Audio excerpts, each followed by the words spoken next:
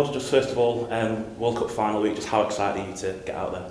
Yeah, I think I'm really excited. Like, we've been building for so many weeks, and to actually finally get in the chance of winning and just playing in the final, hopefully, that would just be, yeah, it's a cool feeling being in this week lead up to the game.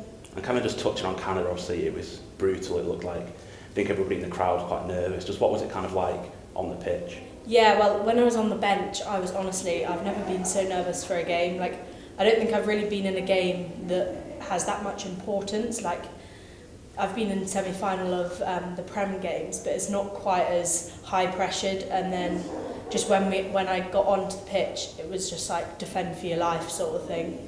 Like, we can't lose this. We're not going to. So that was kind of how we felt, and yeah, managed to pull through.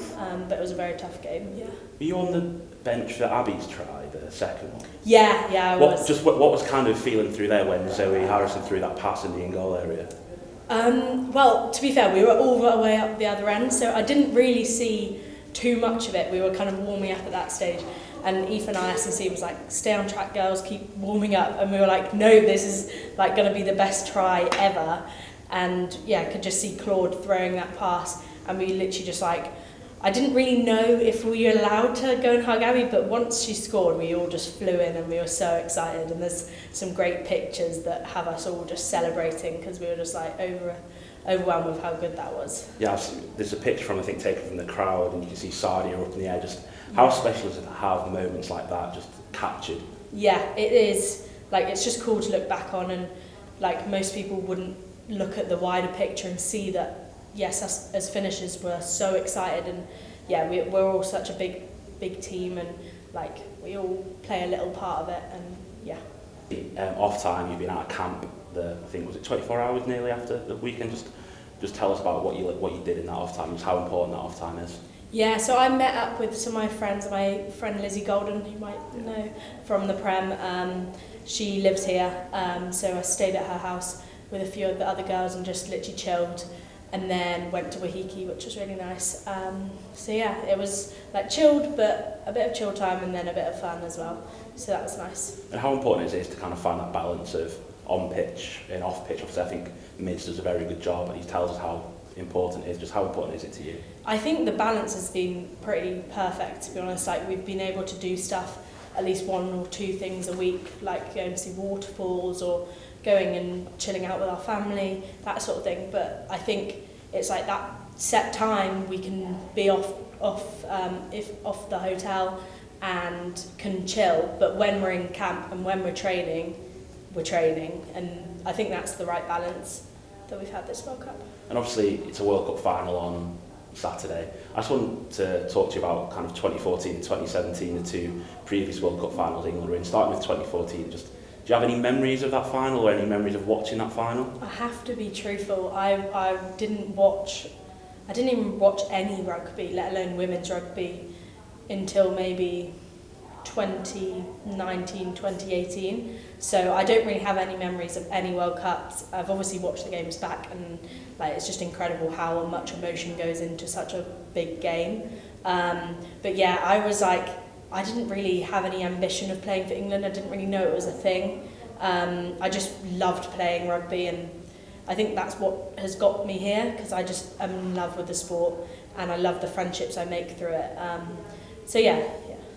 Have you spoken to people like Scars or Sarah Hunter, Abby Ward about 2017? Have you spoken to any of them about kind of the feelings around it?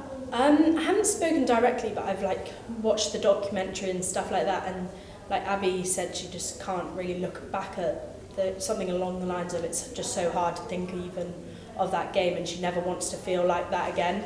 And that kind of way that she has felt, kind of, I don't want to feel that way. So I'm really hoping that this weekend we can bring it home and yeah, get the win. And obviously the New Zealand media has been talking today and yesterday a bit about the site, how Eden Park's going to be. I don't know if you've seen what more tickets are going on sale this evening. Oh. Yeah, so do you feel any pressure of facing that kind of cauldron of noise? I think I'm excited. Like, I think we relish in that sort of environment. Like when we played in the Six Nations against France, I think it was in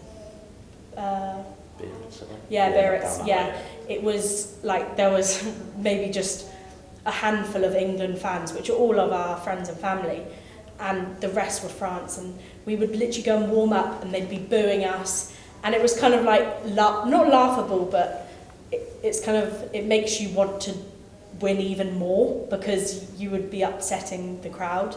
And yeah, I'm actually really excited to witness such a historic moment for women's rugby. Yeah, and obviously just witnessing it, but you are going to be part of that historic moment of women's rugby, world record crowd at World Cup final. Just how special of a feeling is that? Oh, it's amazing. Like, whether I play or whether I don't, I think every single person in the squad has contributed so much, and it's just such an incredible part of kind of the change in women's rugby, and it's going in such a high trajectory. I'm just so excited to watch it grow.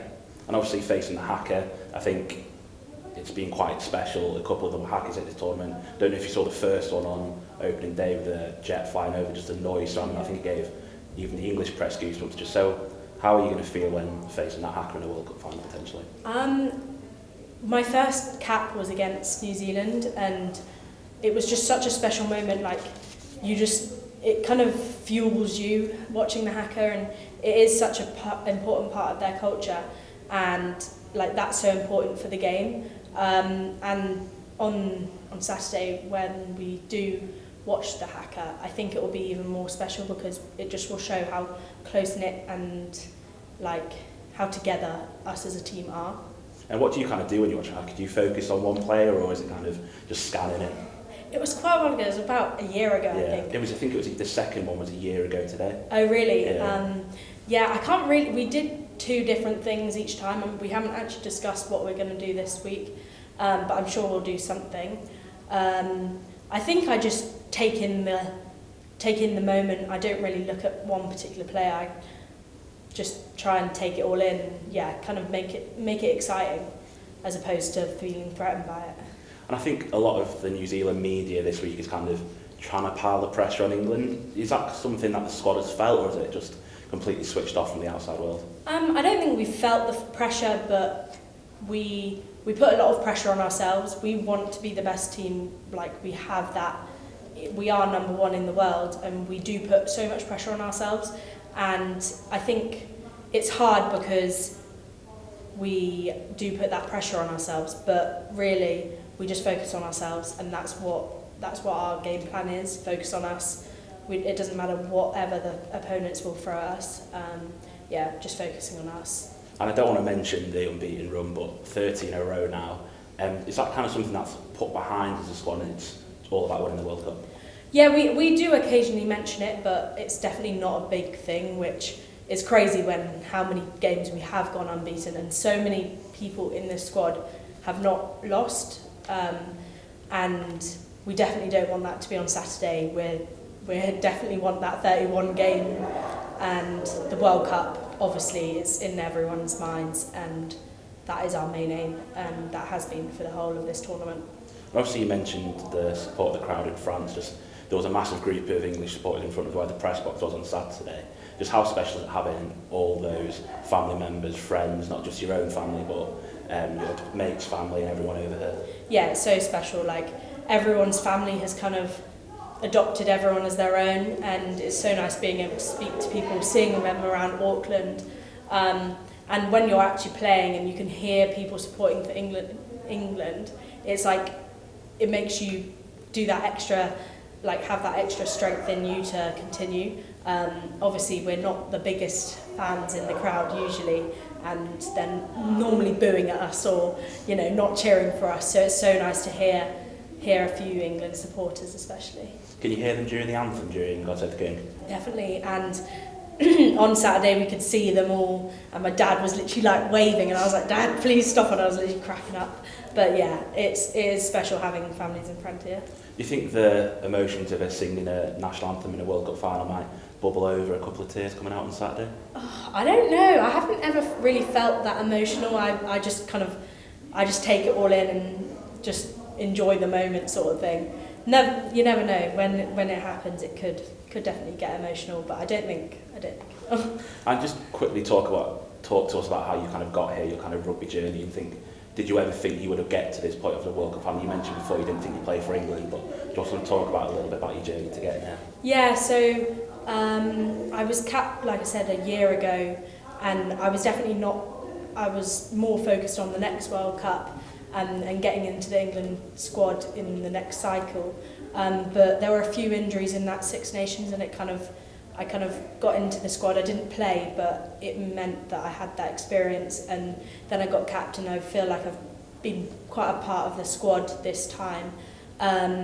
There was definitely a point in summer I got concussed. I think it was in April, and my symptoms wouldn't go away for literally like 2-3 months. I can't really remember how long, but I literally got cleared the week before the first warm-up game, so it was very, very tight, and I knew that I hadn't had any training, hadn't had time to prove myself at all, and I just had to trust the coaches or have hope that they trusted in me, and I'm so glad that they did. So yeah, I didn't think I would be here numerous occasions, but yeah, so glad I made it.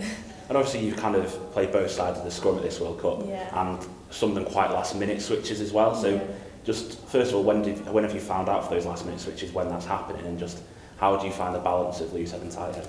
Yeah, it is hard, to be fair. So I came in being a tight head, and then I think for the South Africa, and then last Saturday swapped to loose head. So I've played like 3 at tight head, 2 at loose head. And I do find it a bit hard going between the two. I feel like just as I'm getting comfortable at tight head, I move to loose head. But yeah, I just try and stabilise the scrum and try and get around the park as much as I can. But hopefully after this World Cup I'll focus on one. But I'm so happy that I can do that for the team and help the team out. But both times, unfortunately, it's been on the captain's run day that I found out that I've swapped over, which I don't mind. I'm completely happy playing both sides, and unfortunately it's because of injuries. But yeah, it all worked out in the end. Is it hard to kind of just switch the attention quite quickly? Obviously, captain's run is a day before a test match. Is it hard to kind of flip the switch saying, oh no, I'm playing this position?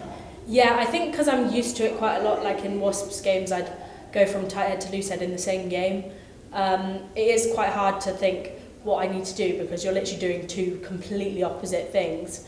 But that's helped in a way because I know as a tight head what I don't want a loose head to do. So it kind of helped out in the end being able to play both.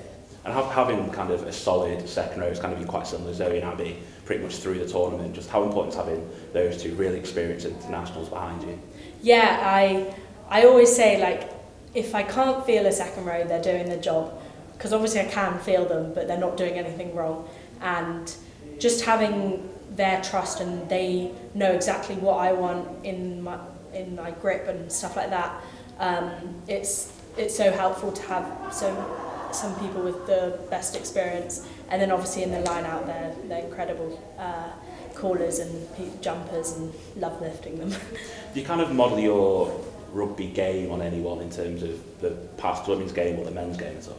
I don't think I do. I think, like I said, I didn't really used to watch that much rugby when I was younger. I definitely think I take parts of everyone's games. Like Claire Purdy taught me so much about scrummaging, and like even Berna around open play and scrummaging as well. Definitely Cornborough has helped me out so much, especially when I'm like swapping to each of the sides, and yeah, she's been so helpful. But I think in general I don't really like mirror myself, but I try and take snippets of different parts of props and try and make it my version sort of thing. I think heading into kind of the next World Cup, like obviously we're skipping ahead of a final that's taking place on site, but a home World Cup, I think a lot of talk in the media has been about players being the next kind of male player. But how important do you think this Red Roses side is going to be to having people be the next MAUD MUIR, the next Zoe Allcroft, the next Zoe Harrison? Yeah, I think it will be so good for like young girls and boys to be able to like look up and actually see us, like there are posters in England with our faces and like bus stops with my name on and pictures of all of us in the squad, and that's so important to see and so important for young people to like look and see that that is actually somewhere they can get to and it is a career now. Yeah, it's just really important for us to be like not advertised, but promoted, and so that everyone can see us. Where is your bus stop? Have you got many pictures? Yeah, I think they said there's about 5 of them in Oxford, where I grew up. So there's a few on Woodstock Road, which is like my local road. Are you going to hopefully see them when you get back if they're still there? Hopefully. I don't know how long they stay up for, but definitely want to take a picture next to them or something. I'm heading into 3 years' time now for a home World Cup. Just how special would it be to run out of Twickenham and then kind of still be in a red rose shirt come 2025? Yeah, I think it will be once in a lifetime opportunity for definite. Last summer, if you spoke to any of the Lionesses, it just is unheard of winning a major tournament at your home ground in the biggest stadium that there is, and that is what will happen next World Cup. So just I can't even comprehend how big the crowd would be in Twickenham, and just the noise, and I just think it would be such an incredible experience and such a good thing for the women's game, and hopefully it means that future England games can be played in Twickenham instead of like smaller grounds, and we can just keep pushing for more spectators. And just finally, obviously, how much does this Red Rose team kind of want to inspire that future generation? You've kind of touched on it a little bit, but just talk about that. Yeah, we definitely want to.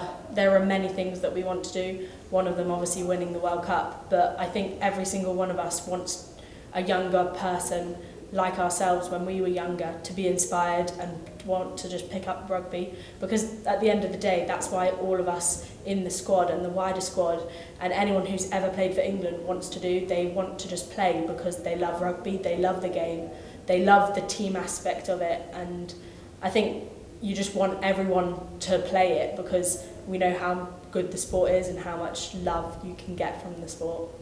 Just first of all, just how happy are you to be out here in New Zealand, World Cup final week? Absolutely buzzing. I think we've had like a few tough games, like they've really tested us, definitely Canada last week. It was like a really physical game and maybe a little bit closer than we wanted it to be, but yeah, just absolutely buzzing to be in the final, and yeah, we're in a really good place for it as well. And how's training been this week? I think you left camp for about 24 hours over the weekend, so just what did you do in that kind of recovery time, and what have you been up to this week in training? Yeah, we did. Obviously, like, people's family are out, so it was nice to sort of like get out of the camp environment and sort of like chill out, relax, so we can like have a cool head and then just go again and have a really good training week. Did you visit anywhere nice when you were out? Did anything?